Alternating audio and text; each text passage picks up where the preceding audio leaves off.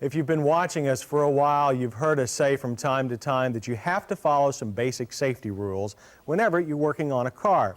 You're trying to jack up the car to work underneath, for instance. You'll want to use something like this so you don't end up with something that looks like this. Now, to find out more about it, here's Pat Goss. Pat? Well, John, there is a mistake you only make once in life.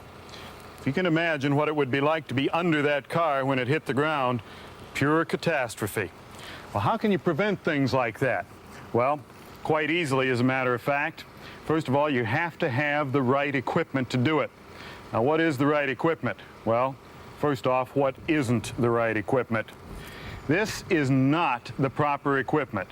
This is a type of jack stand that you find in just about every department store and automotive accessory store. Just about any place you want to look, you'll find these things. They're very, very common. They're nothing but one piece of steel tubing that's separated into 3 legs with this little band of metal around it. And believe me, they can be very dangerous, as we can see by this one. What do you want to do with these? Well, that's the best thing to do with them. Throw them away. Now, what would you use? Well, if you're going to use a jack stand, this is what you should use. This is a commercial type of jack stand. Now, what's the difference in it? Well, first of all, it's made of 4 pieces of very heavy angle iron. It has a nice heavy brace around the bottom of it, and the top of it, the business end here, is made of cast iron.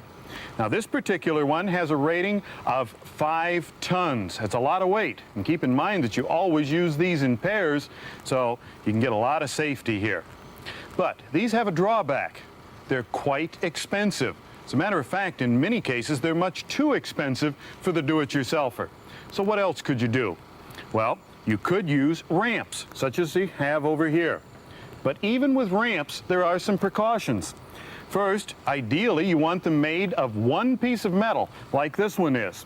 You also want to have the brace along the bottom of the ramp that keeps it from collapsing from the weight of the car. You also want the ramp to be rated at least twice the capacity of the weight of the car. In other words, if you have a 5,000-pound car, you want a set of ramps that have a minimum rating of 10,000 pounds.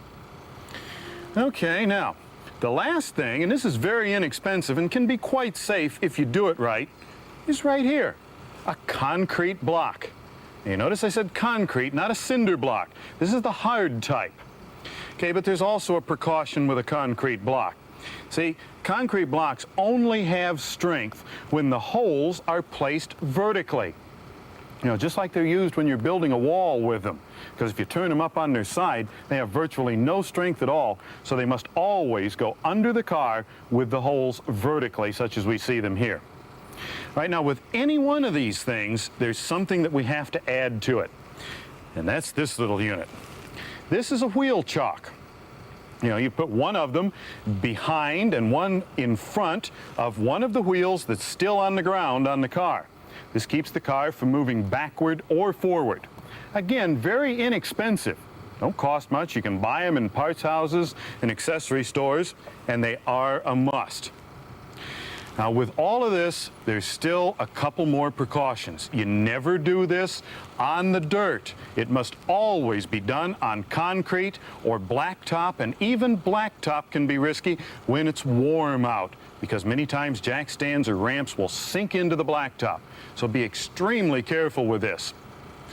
Now, for the last thing, you have to get the car up in the air to get these holding devices under the car. How do you do that?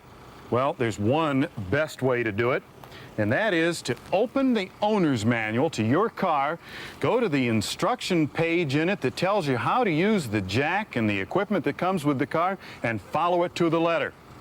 Now, doing all of this right, following the instructions and using good equipment can avoid a catastrophe like this could very easily be.